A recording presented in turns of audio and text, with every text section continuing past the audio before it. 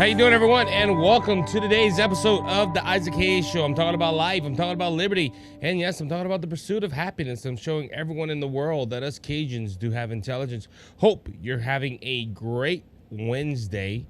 Hope you're blessed beyond measures. I hope the Lord is encouraging you in whatever endeavor you're doing today. I hope that you are you're listening to the show and you're hitting the like button. And you're also sharing this show with your friends. Got some great things planned for today. We have a lot going on. We got the confirmation hearing for Pete Hegseth. We have Jack Smith releasing his documents in the middle of the night. Nothing shady about that whatsoever. But we also got a win for women's sports. All in the last couple of days, along with everything in life that is going on. I am ministering tonight at youth group, starting the book of Revelations. Got a lot going on at work. It's cold. Louisiana might see snow. That's a rare occurrence for us here in South Louisiana. We don't get that too much snow. And my alarm is going off. Yeah, I told you I got a lot going on. I have to have alarms to tell me what to do. Whatever happened to the good old days of just writing down and remembering? I don't know. But anyway, again, hope everyone's having a great week. I hope you're blessed and encouraged. As always, Jesus is King, man. Jesus is Lord. For the last couple of days, I don't know why. I have been getting closer to the Lord. I've been praying and seeking Him for a lot of things, and God has opened up doors for me that no man can open, and He has revealed things to me. And when you live a spirit-driven life, you realize that you don't own you don't own yourself. I'm gonna be honest with you, because it's the same thing what Paul said in Romans chapter 1 when he says, "I am a servant." A lot of people don't realize what Paul was saying in the Greek and everything. He just says he was a servant, but he was basically saying, "Hey, I'm a slave. I'm a bond slave." And what that means is he voluntarily gave himself up for service. Now, if you read in Roman law, when you would voluntarily give yourself to somebody, you would have to pierce the right ear. It was a Roman custom and also in Jewish custom as well, if I'm not mistaken. And you voluntarily give yourself up to serve that person. And that's what we did with Jesus. We voluntarily gave ourselves to Jesus to love us and to help us in our walk with the Lord, and it just amazing walk. And this is something I want to start doing. I want to start proclaiming Jesus wherever chance I get, and it happens when you don't know it. The other day I was at work, and one of my not one of my employees, but one of my coworkers walked up to me and said, "Isaac, I got a question." He was asking about the afterlife and death, and I got a chance to share Jesus. I was at the BioLife place. Give them a free plug. If you go to BioLife, use my name Isaac Hayes as a reference. I get a little bit of cash. This is not a paid promo. This is not a paid promo for all you people out there. But plasma and stuff like that, I donate. And the lady was there. It was talking to me, and she's like, "Man," I started talking about politics. I mentioned I'm a political commentator on a podcast, and she said, "Well, I don't trust the politicians." I said, "Look, I'm in the same group. I don't trust politicians either. I just talk about them." And she was like, "Well, how did I say that?" Yeah, I said it like this. I said, "You know what? I don't trust politicians." I said, "I trust Jesus." And she said, "Well, I don't trust him either." And I was like, "Oh boy, an opportunity to share Jesus." And I got an opportunity to talk with this young lady. And look, I don't know if anything came about it, but I planted a seed. And that's what a lot of people don't understand. Like, well, why should we talk about Jesus? Why should we talk about religion? Why should we talk about this? Well, you should, because you might have an opportunity to share life with somebody. Jesus said, "I am the life." Jesus said, "I'm the way, the truth, and the life." It goes point to even with this podcast. One of my slogans here on the show is I expose lies and I tell the truth, or telling the truth and exposing the lies. Jesus is the truth. If I have the truth on my side, I don't have nothing to worry about. I have nothing whatsoever to worry about. And the truth will set you free, the Bible says. So, I look, like me, this is one reason why I do this show. I want to share life. I want to share peace. I want to share hope. I want to share truth with everyone that listens. So that's what's going on. I know Dr. Mike is out this week, so Mike Calderese. I don't know if he's going long. So if you're in the chat, welcome to the show. Welcome to the show. Not the show, the show. Early morning this morning, ladies and gentlemen. But excited to be here. If you're coming from Mike, oh man, I'm messing up all over the place today. If you're coming from Dr. Mike's show, welcome into the show. Thank you always to Wendy for monitoring the chat, and I'm gonna try to reply as much as I can. Talking about the truth, let's go ahead and dive in to some of the stories that caught my attention in the last couple of days. And the first thing would be Pete Hegseth's confirmation hearing. And I've seen some clips of this, ladies and gentlemen. And I hear a lot of people that talk about how Pete Hegseth did good, and he did, and how the Democrats made themselves look like fools, which they did. Okay, I'm not going to deny that. The title says it for itself in this episode. The Democrats made themselves look like fools. They went after his character. They went after things that does not matter if he's defense secretary. Okay, I'm going to use an example. Like I saw the clip with Tim Kaine. Now, Tim Kaine was a VP candidate.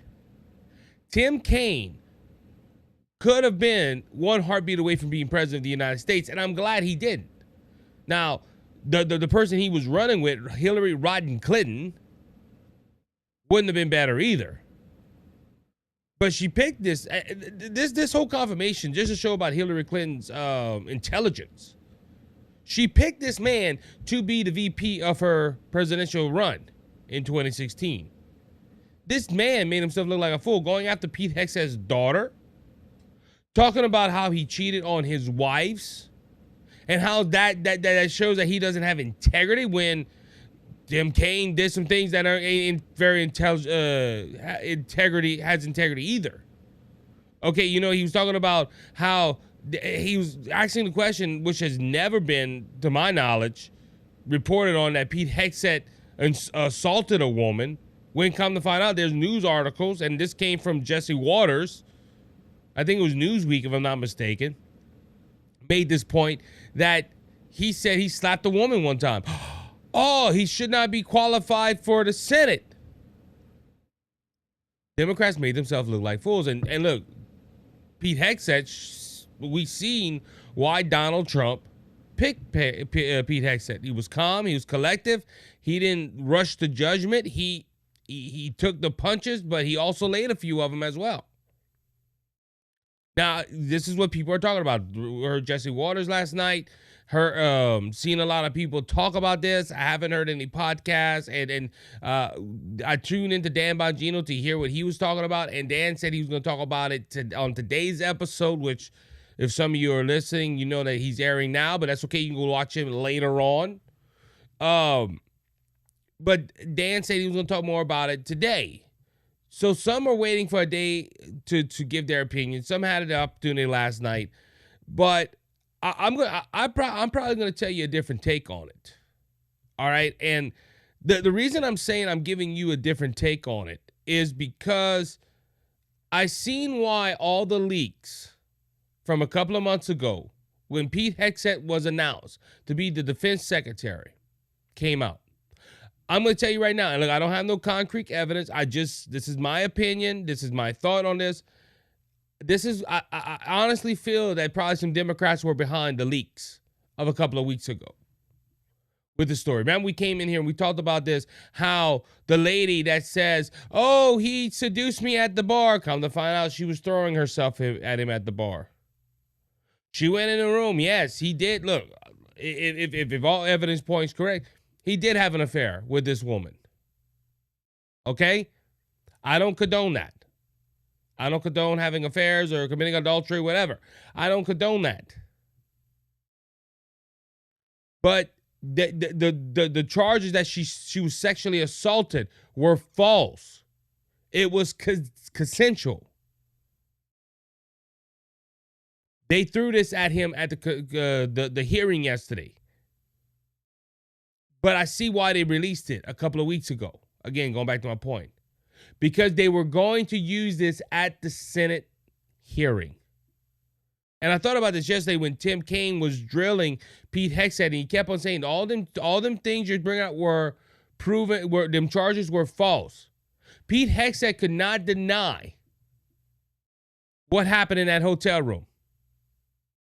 Tim Kaine was trying to use it as a moment to say, hey, you're disqualified. Now, look, okay, I'm going to make a statement here. I do not condone adultery, and I don't condone fornication.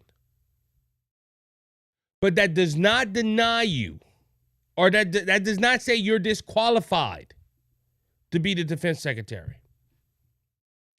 And look, as much as I disagree with it, I believe it's against God's holy law. It is not against the law here in the United States to commit adultery with with somebody else instead of your spouse.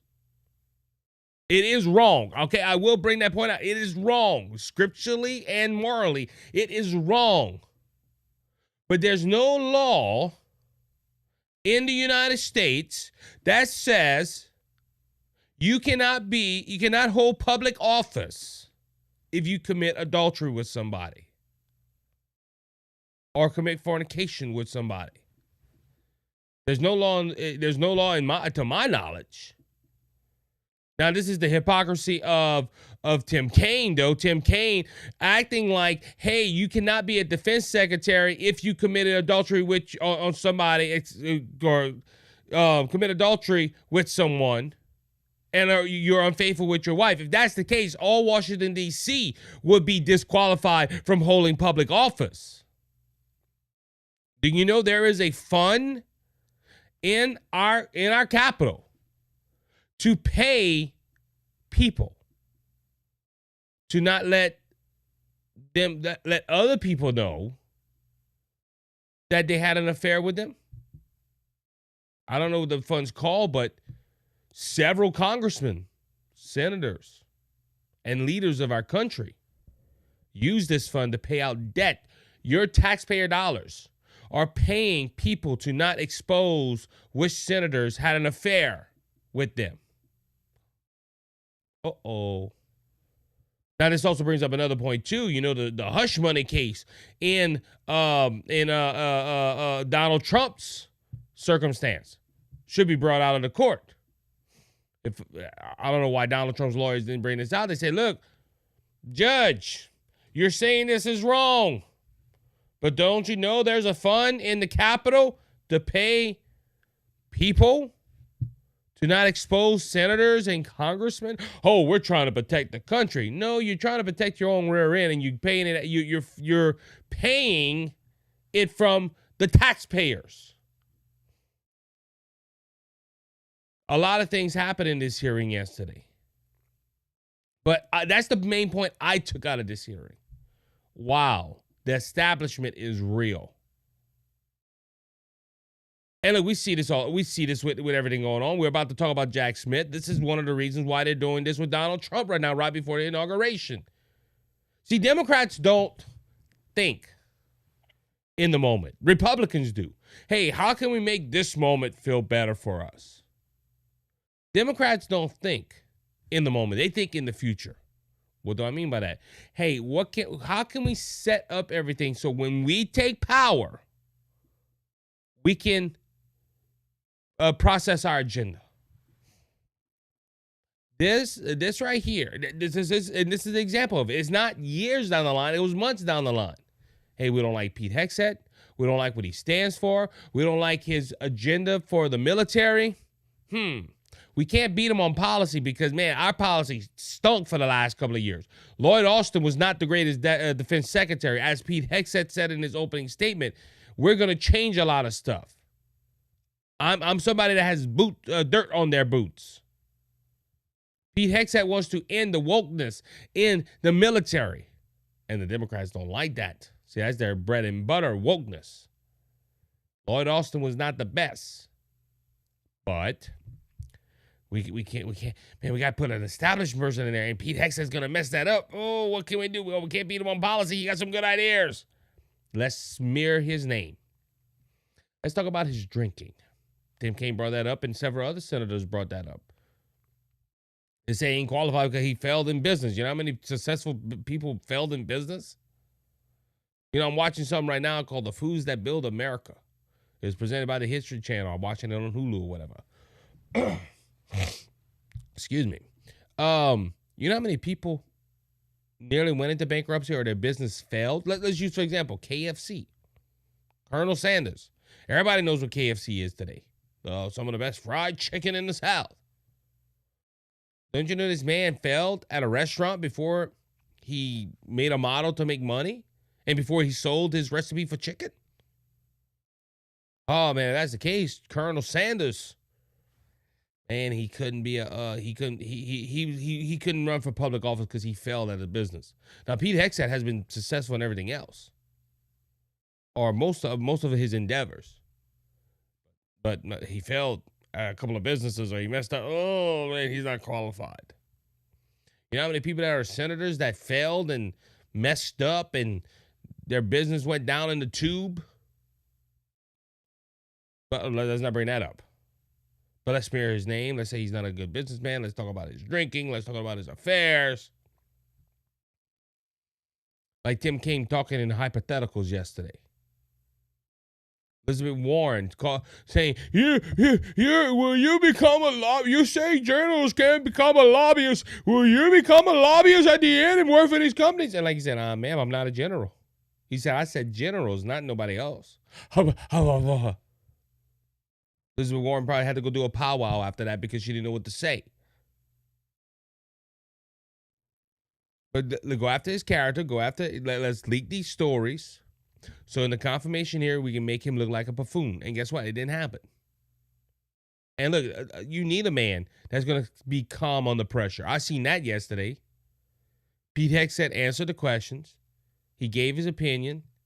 And when you had rambling Democrats try to get him on that gotcha moment, they didn't have plenty. And look, like when he was talking about the affairs and stuff, yeah, he couldn't answer Tim Kaine. But at the same time, Pete Hegseth, they said he's a Christian. And he said he's forgiven by grace. He made mistakes. Well, guess what? If that's the truth, I hope he found the Lord. I hope Pete Hegseth is a brother in the Lord. But 3 marriages and stories of fornication and all that does not look good on his resume as a Christian. But but he asked the Lord to forgive him, the Lord forgave him. But look, if it was consensual, it's not wrong. Again, bringing out that point, morally and biblically, yes, he's wrong. He sinned. He fell. If he asked the Lord to forgive him, if he truly put his faith and trust in Jesus, he is forgiven. But as for being a defense secretary, no, that's not wrong. That's no law. That doesn't disqualify you from being defense secretary. Again, like I said, we saw this yesterday. I saw a guy that was cool and collective. Jesse Waters last night, watching a part of his episode, said that Fox News trained him well. Maybe so. I don't know. It just Pete Hegseth, I think, is the man for the job. And look, I'm glad they're putting this number the up front. They're putting this confirmation first. And Republicans, I have a clear vision. Conservatives rally around Hegseth after crushing fiery confirmation hearing. Conservatives are like, yeah, let's do it, and they need to confirm this man right now. They need to get here. They need to get it done. And if conservatives are backing him, you know he's going to get at least 53 votes. And if I'm not mistaken, I just think he needs a simple majority in the Senate. I could be wrong on that. Chat, let me know. I'll probably be listening and watching. I think Pete Hegseth is the man for the job. He's going to end. He already said he's going to end this wokeness. And that was another thing too. Oh, you diminishing women. Women in the church. No, there's certain things women do that I will never do. There's things that men do that women will never do.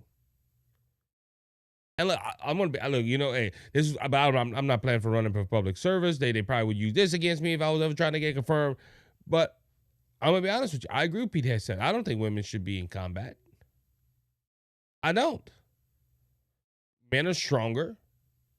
They can go ahead and handle. I was thinking about this yesterday. Look, I don't care how buff a woman is, And look, there's probably some women that can probably take any man on. I understand that. But if you think about it, all right, think about World War II. Can you imagine women fighting German men? Think about it, okay? And I was just thinking that a woman, I don't want to offend nobody. I know the women that are in this chat, they're not going to be offended, but a woman can't fight like a man. I'm sorry. And I understand equal rights and equal opportunity. I understand that. But look, like I said, there's jobs that women do that men cannot do. And Pete Hegseth is not wrong on that. We need to go ahead and stop prioritizing, women can do whatever men can do, and putting us at risk.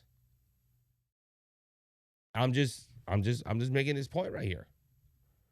But the Democrat senators, the meaning to women. I can't believe you're talking about. No, sometimes Democrats just can't stand the truth because they live in the twilight zone.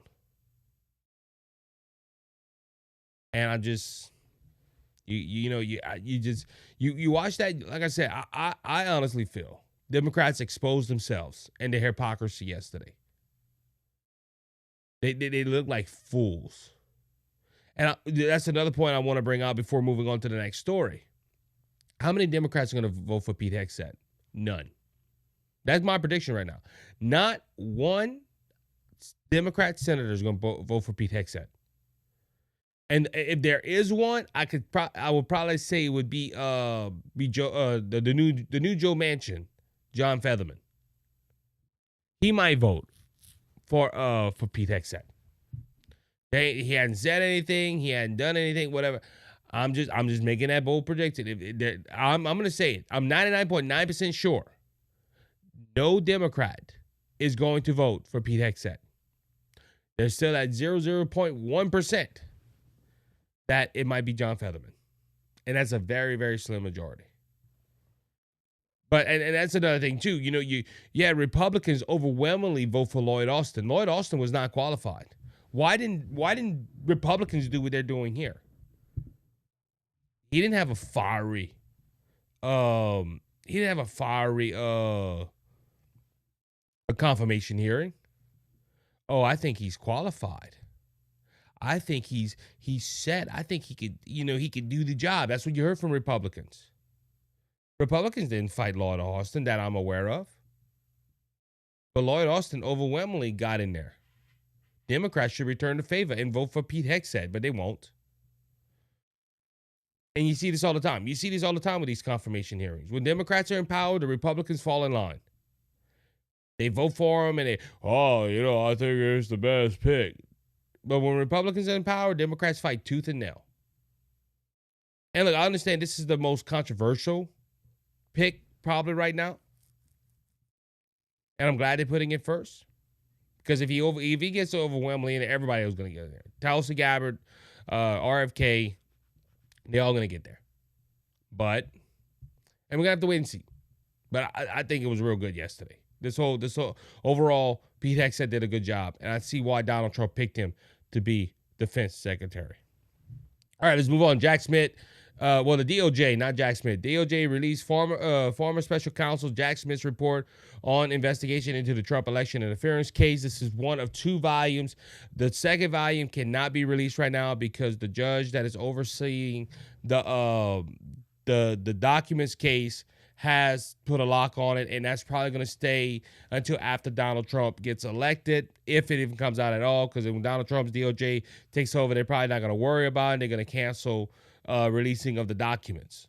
And Donald Trump, only 5 days, he will be inaugurated into the United States, into his role as the new president of the United States. We don't have to call him former president no more. He'll be the president of the United States.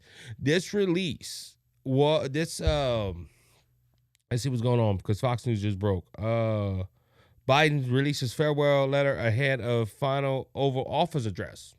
That is breaking news just now. We're not going to tackle that today because I'm not going to read it and take away from the story. We'll cover this probably on Friday. I'll save it in my notes, and if nothing else major happens, we'll put this in there. But anyway, the second volume has been pushed back because the judge, I think it's Cannon, hold it back, and this won't happen. I don't think this will happen because 5 days, Trump will be inaugurated. He won't be the former president anymore. He'll be the president of the United States, the 47th, the second president to win 2 consecutive terms. It's going to be a great day in 5 days. 5 days is going to be a great day. But anyway, this the special counsel report, the final report came out. And this is a thing, ladies and gentlemen. I went to bed Monday night not knowing this was happening. I understand the appeals.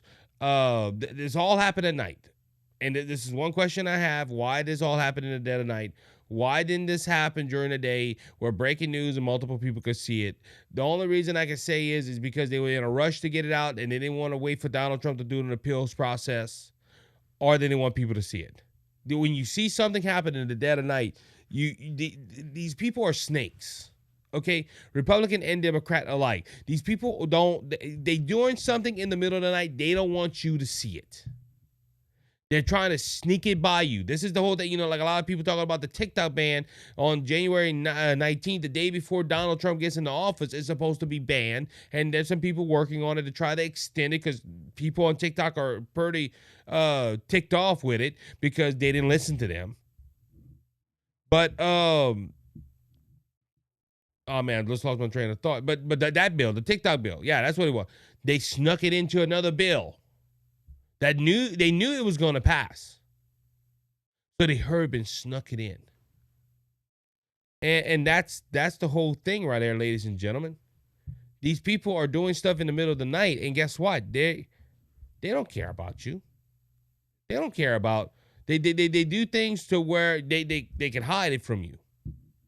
Again, these are things, Republican and Democrats alike. They both done this. I can't hide that fact. But this was done in the middle of the night. Why? This report was released. Again, I went to bed on Monday night not knowing about it. Then all of a sudden, Tuesday morning, I get up to go to work and I look at my phone and I'm like, oh, snap, they released it?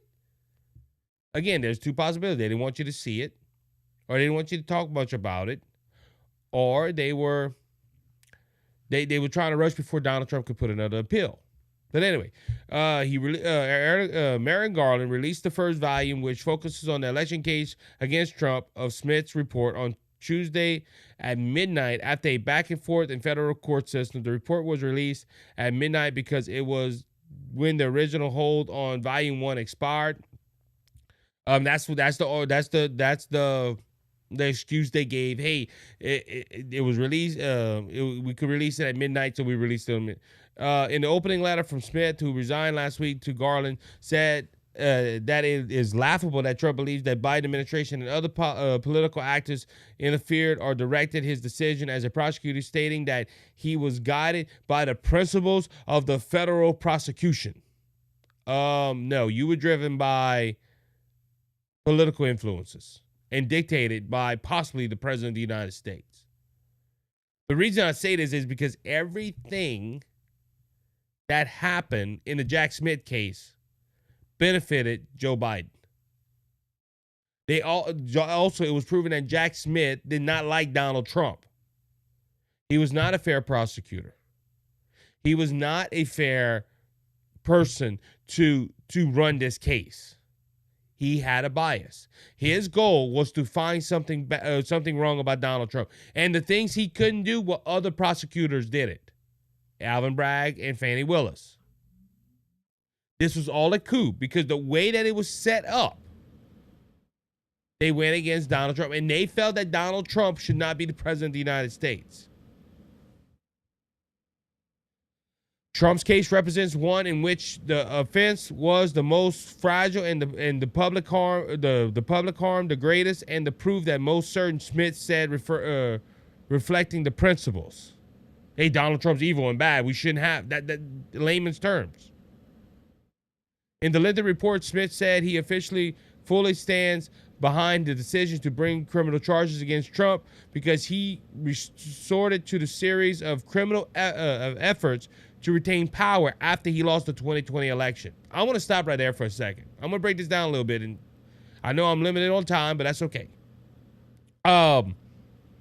They keep using this series. He resorted to a series of criminal efforts to retain power. Donald Trump challenged the election, and he was doing everything he thought was legal to challenge that election. There's nothing wrong with challenging an election. Okay? If that's the case, Jack Smith should have brought a case against that lady from Georgia. I forgot her name. And the lady that lost twice against Brian Kemp. I can't think of her name at the moment. I'm always saying, but she's an election denier. She has denied. She conceded the last election because it was overwhelming.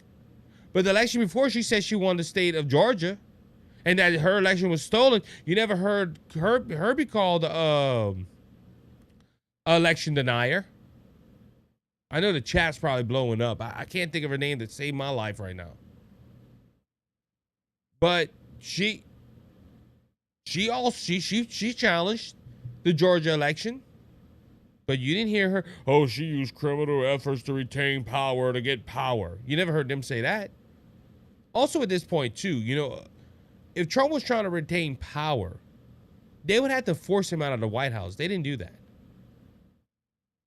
Also on January 6th, he said, peacefully and patriotically make your voices heard. See, this is why they didn't bring an insurrection. This is in this document, too. Oh, why, people ask why I didn't bring insurrection. Well, I didn't think Donald Trump tried to lead an insurrection. Then why we're having him interfering with election cases? He challenged them, and look, they didn't look at the merits. They look at who could bring this case. They ordered on standing, not on merits. All these cases that went to the courts, that's how it ended. The only case that was looking at the merits was from a senator that would have benefited Donald Trump, and the Pennsylvania Supreme Court shot it down. One judge was going to look at the merits, and she said, hey, you might have the case, and the state Supreme Court of Pennsylvania shot it down. All them other cases said, hey, you don't have standing to bring this lawsuit. And it's funny, when all these liberals say that, y'all went to court and y'all lost every single time. We lost on standing, not on merits, which led me to the question, hey, who can bring up a court case on an election case? Courts shot these election cases down. All on standing, not on merits. But you didn't see Donald Trump tell his donors, hey guys, let's start a civil war and let's keep me as president of the United States. You never heard that. Donald Trump left the White House. He didn't go to Biden's inauguration. That was his preference. He didn't have to go. But I'm tired of hearing this. Oh, he tried to retain power. He challenged an election. That is a big difference. Donald Trump never said, I won this election, so I'm going to stay in the White House. He never said that. He walked out on January 20th of 2021. Biden was the president for the last 4 years, but you have Jack Smith, Liz Cheney. He tried to retain power. He challenged an election. That is a big difference. Smith said in his conclusion that the parties were determined whether any material in the surprising indictment was subject to presidential immunity. When it became clear that Trump had won the 2024 election, the department then determined the case must be dismissed before it takes office because of how it interprets the Constitution. The department viewed that the Constitution prohibits the continued indictment and prosecution of the president in categories and does not turn on the gravity of the crime charged, the strength of the government proof, or on the merits of the prosecution, which the office stands fully behind, the report says. No, they ended this case because they lost the battle. Again, I said this on the last episode. He made his money when he resigned. He failed. I'm glad he failed. This is why they cancel these cases. It's useless now. Donald Trump is the president of the United States. They couldn't stop him to another term. So all this is, hey, it's useless now. But it's not really useless. We're going to talk about this in a little bit. In a early Tuesday morning post on Truth Social, Trump called Smith desperate and deranged, and for releasing his fake findings in the middle of the night. Donald Trump has the same thing. And then this article goes into the history of Jack Smith and all that. Now, again, Trump called Smith deranged and desperate after the report was released. Again, why in the middle of the night? Well, like I said, they didn't either want people to see it, or they were trying to beat Donald Trump before Donald Trump put another appeal or some legal grounds to not release this report. Also, on the point of the real reason why this report is released now, well, again, so they can't, according to immunity and all that tradition, you cannot go ahead and prosecute a sitting president. That Jack Smith's report is right on that. That is tradition, and that because the president has to make decisions. Now, this also goes to another case. Can you prosecute a president after? And this was the Supreme Court ordered. No, you can't. Not for past presidential decisions, because presidents have hard decisions to make.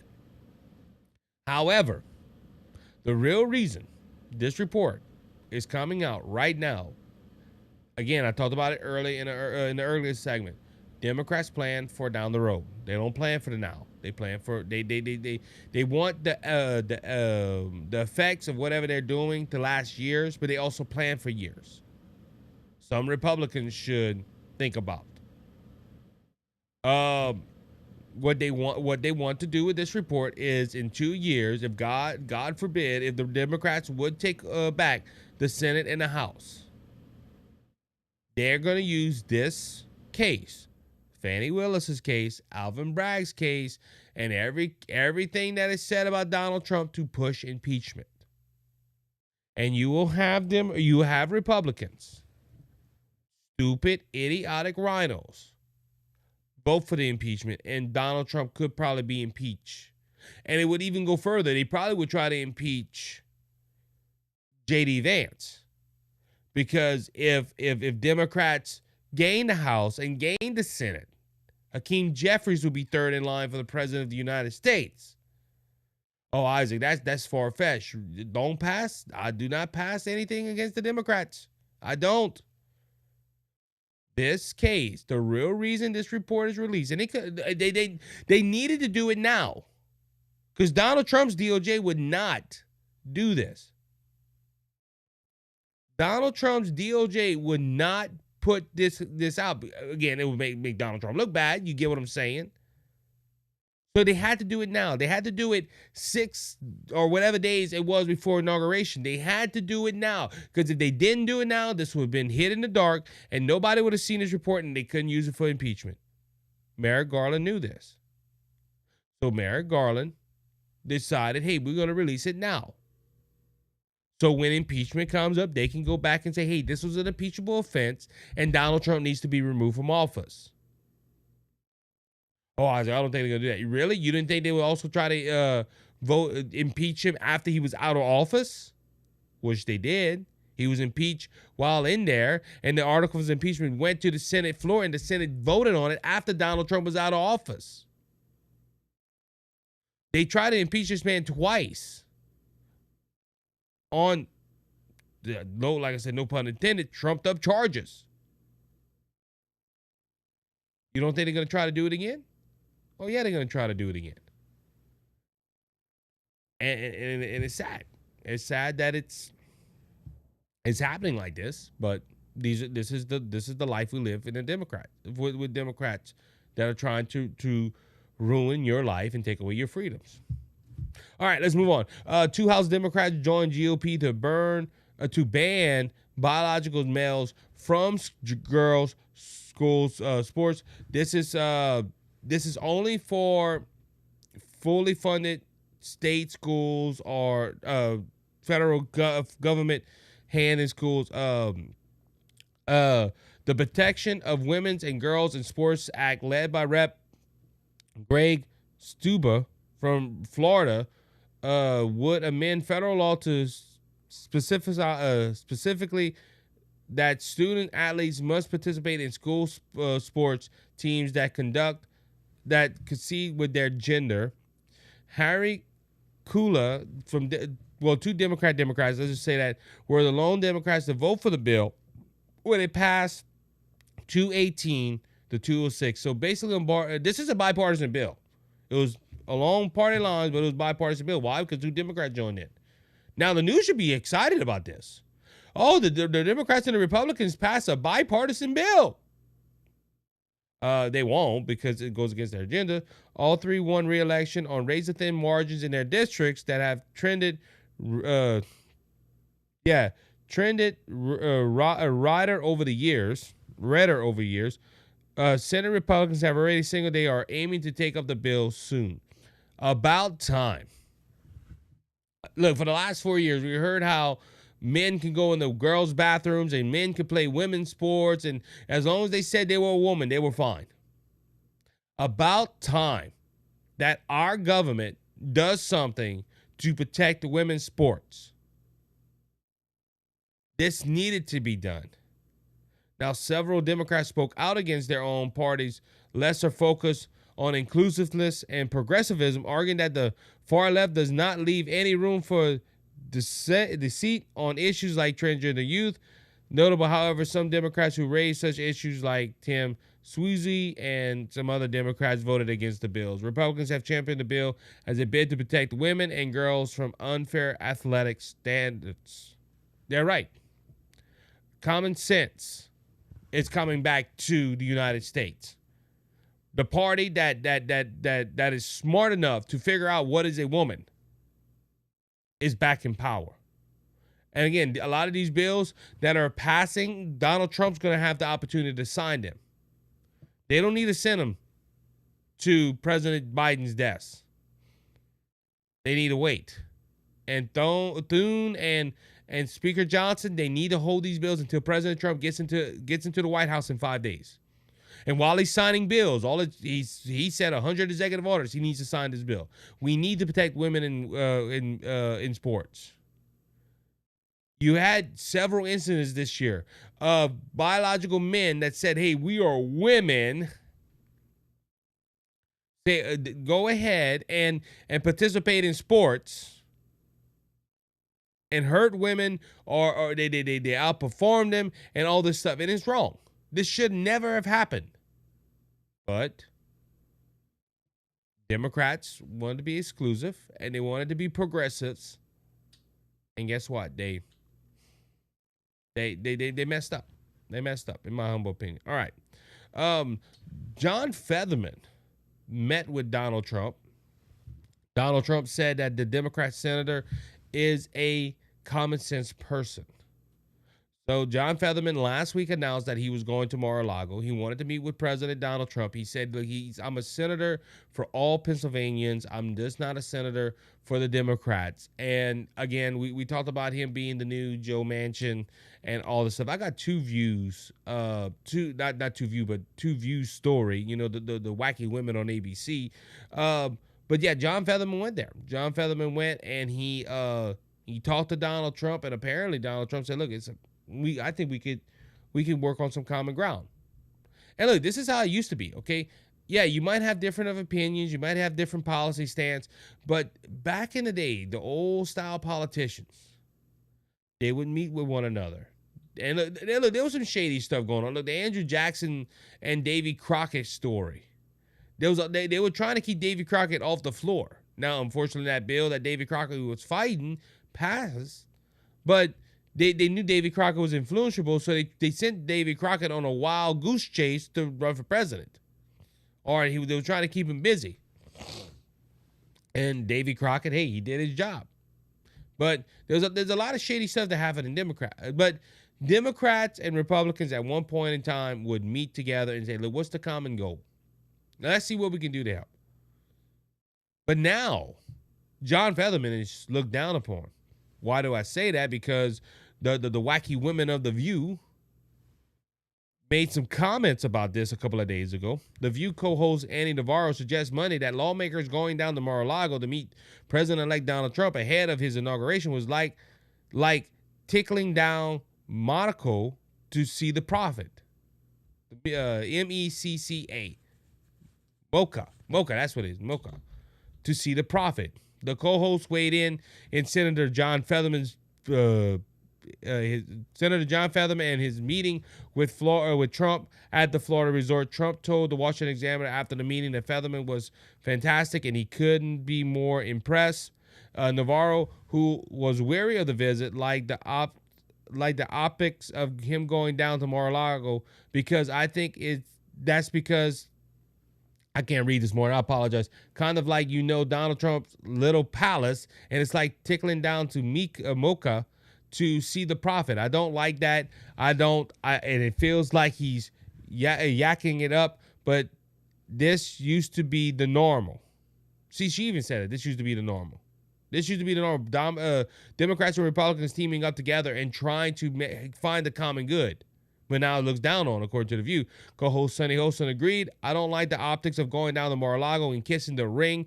He's going to be Donald Trump will be in Washington. He should have been in Washington already because he should have been transitioning with his team. But he refuses to sign the GSA agreement, and he wants to go with his own ethics plans. I think objectively, I take objections to that. So The View the True don't like. The View don't like Democrats going to talk to Donald Trump, because in their mind, Donald Trump's the enemy. Donald Trump's a bad person with bad ideas, and we need to stop him. Remember, these are the people that called him Hitler. These are the people that called him Mussolini. These are the people that called him a dictator.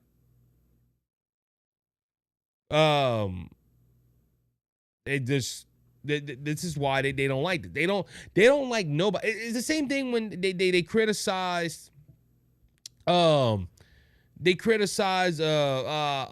his name, Joe and Mika from MSNBC. Now Joe and Mika have not changed one lick. They still have left-leaning political ideology and agendas, but people, they're going to talk to Donald Trump and trying to make peace with Donald Trump. I can't believe they're doing that. Why? Because they think Donald Trump's evil and he needs to be stopped. And the only force they see is the Democrats. This is why they don't like John Fetterman going and trying to talk with Donald Trump and trying to mend things with Donald Trump and try to push the agenda of making America better. Again, they think Donald Trump's Hitler. They think Donald Trump's a Nazi. They think Donald Trump is Mussolini and a dictator. And anybody that goes, in their words, kiss his ring is a threat to our democracy, which we're not really a democracy. We are a republic. And The View loves John Fetterman. I'm still calling him Joe Manchin. They like John Fetterman.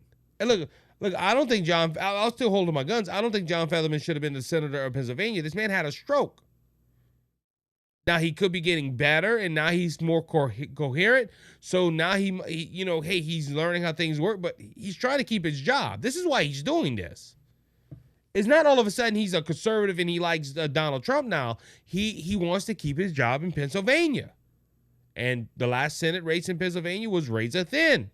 He beat odds overwhelmingly. Okay? That's facts. Dr. Oz was not a good candidate. That's why John Fetterman got in there. But if anybody else would have ran against John Fetterman, he probably would have lost.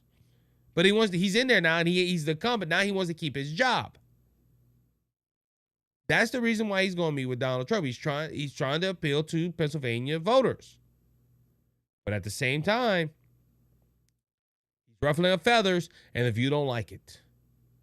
And The View got to criticize him. I mean, look, he ain't the only one they criticize.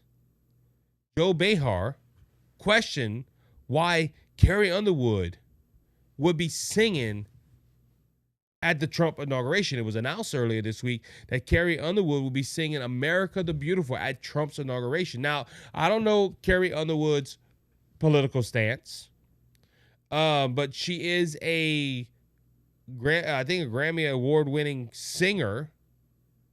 She does the theme song for Sunday Night Football on NBC. She's been doing that gig now for several years. And The View don't like how she's going to be singing at the inauguration. And they even questioned how a singer could possibly love America and sing at the Donald Trump inauguration. See, that's what I don't understand either from The View. How dare anybody that loves America can go and sing for President-elect Donald Trump? He's the President of the United States. It is a great honor to sing at the inauguration of the incoming President of the United States. That's a very patriotic moment. The transition of power that they all talk about that they're trying to hinder right now. Think about this. How can anybody love America and agree to sing at President-elect's inauguration? If you're patriotic, why wouldn't you? Again, we have the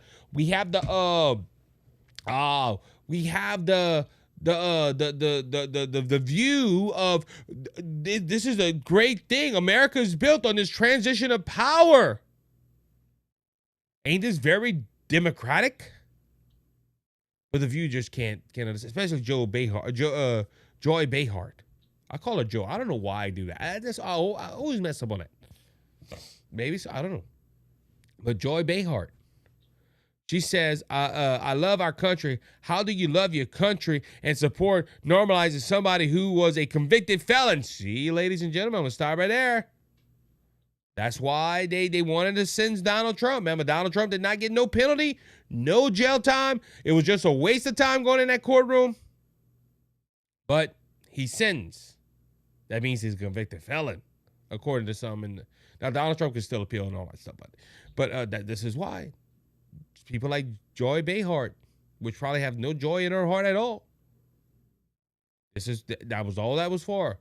And again, for impeachments and everything. Watch, I'm going to be reporting on this in a couple of years if Democrats are lucky enough to get into office. Who really wants to destroy this country, in my opinion. That's right, it's your opinion. Donald Trump did not destroy this country the first 4 years he was running. He ran it. To be honest with you, we had a great economy. We had people getting paid. I remember me and my family were not struggling. It's funny when the Democrats took power. Everything started going to crap. But in her opinion, he wants to destroy this country. How he wants to destroy this country? By putting America first? By limiting government?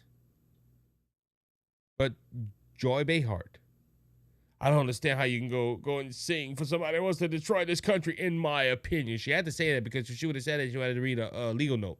I don't understand how you say you love your country at the same time that you normalizing this convicted felon. She had to say it twice to make people at home, hey, you Americans have to vote for a convicted felon.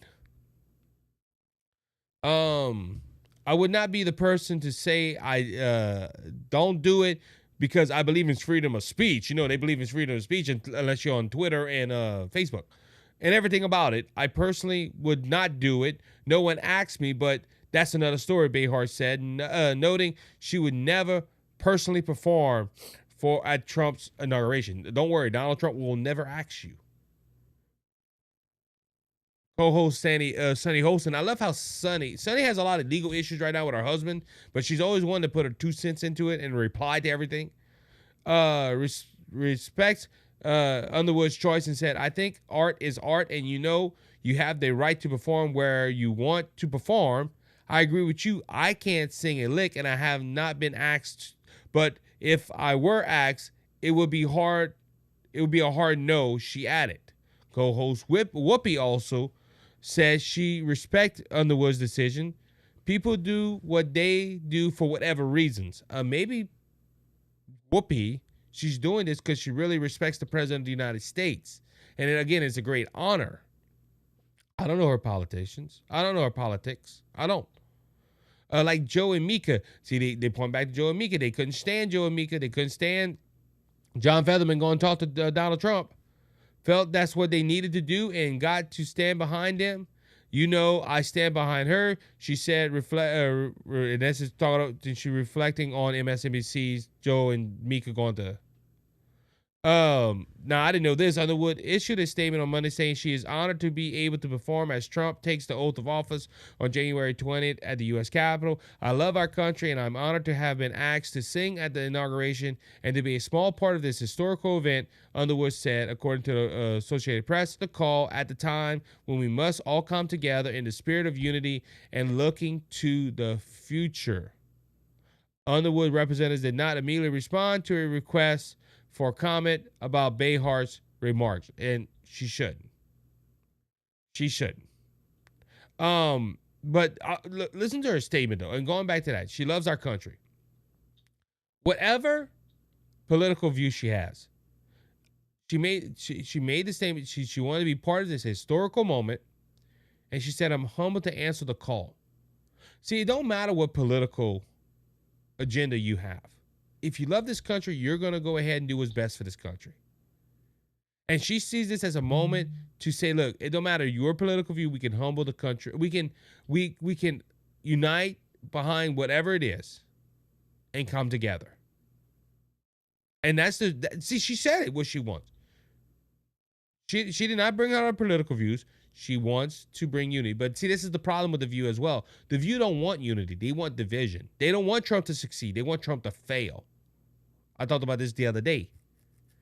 Joe Biden, when he was in office, I didn't like his politics. But I did not want that man to fail. He failed, the country failed. I even had some conservatives saying, we wanted him to fail because his policies are bad. Look, he had to prove us wrong. Now, he didn't prove us wrong. His policies were bad, and they suck. And guess what? It hurt our nation. But Donald Trump, Democrats don't want him to succeed. Like a lot of conservatives will. We hope Biden succeeds. It helps our nation. The Democrats, like people like The View and other Democrat influencers, want Donald Trump to fail. But when they see Carrie Underwood, John Fetterman, Joe and Mika going meet with them and trying to unite the nation, they look at that as a threat. Not just to the country, but to their lifestyles and their politics. Because see, they could be proven wrong. And if they're proven wrong, they have to change their view. And I learned this religion with people with biblical views and people with political views. It don't matter. You can prove them wrong. If they want to believe that way, they will believe that way. They can be proven wrong time and time again. But they will go ahead and continue to do that. They will continue to believe the way they want to believe. Man, we got a lot more, and I don't have time. Let's end on that note. You know what? Let me hurry and touch on this. Biden says he's leaving Trump's strong hand to play, defends his record on Afghanistan. No. If this was a poker game, Donald Trump would be given nothing. He would have a pair. He wouldn't have aces. Nothing. Biden really ruined this country. He did not help Donald Trump. You know what? I'm gonna save that story to tie into his last Oval Office address, which I wonder when is that gonna happen? I saw that story happen earlier. Let's see. So it's gonna be tonight at 8:00 Eastern Standard Time, so 7:00 Central Standard Time. I'm gonna have to watch it after you because I'll be preaching. So, but yeah, let's tie that in because that's gonna be on Friday's show. We're gonna talk about this last Oval Office address. We had a lot more stuff. There was another special report came out, the Weiss report on Hunter Biden and stuff. Unfortunately, I don't have time to continue with the story today. I wish I did. But y'all pray that the Lord blesses me with an investor or something. Hey, if you hit that subscribe button, I noticed that $5 a month, I think it is. And if y'all want subscriptions, subscribers only content, I'm gonna have to find a way to do that. But we'll work that work. If you're on Rumble, you just have to hit the subscribe button. Anyway, with that being said, again, time is escaping me, unfortunately. But that's going to wrap up this show of the Isaac Hayes Show. As always, thank you guys for being part of the show. I know we have a lot of people that join me on a regular basis. Definitely not Karen, Skunk. Man, I'm trying to think of everybody else. I wish Rumble would leave the live chats up so I could go back and read and see. Arma Kevin, everybody's here. Everybody's here. Want to thank everyone for being part of the show today. Thank you to Two Mics Live and Dead Red Media for rating the shows. I appreciate you guys all the time. Whitney Wild, thank you for being part of the team here at BJS Media and watching the chat for us while I am working and making a living. So, but anyway, thank you guys again. Appreciate you so much. Thank y'all. Again, this wouldn't be possible without you, and I appreciate you guys so much that words can't describe how much I appreciate you guys. Want to give a shout out to Scott Ford. I was supposed to do this at the beginning. I forgot. My good friend Scott Ford, he has a show called The Scott Ford Show. He took a break for a while, but he informed me he is going to start releasing shows again. When that happens, I'm going to start promoting Scott Ford. You know, we only support certain shows here. Amber May, Two Mics Live, Dr. Michael Schwartz Show, Outlaws, Vikings, Outlaws, and Cowboys. And that's The Boat. The Boat's always in the chat. The Boat. Go check out his show. Go follow his show. We need that show to get some followers. Also, we need followers. So if you didn't follow, hey, follow the show. Jeff Ahern. Now I'm going to include and I'm going to endorse to all my other shows out there that we promote. Start promoting the Scott Ford Show. Go check him out. His episode's going to be coming out soon. When that happens, I will tell you guys, and you can go check him out. I'm trying to, and I know he's listening, so I'm going to try to help him get to where we can premiere it, and we can rate it, and we can get his show following up again. With that being said, y'all have a good one, guys. Be blessed. Be encouraged. Love you guys. We'll see you Friday here on the Isaac Hayes Show. You be blessed. You be encouraged.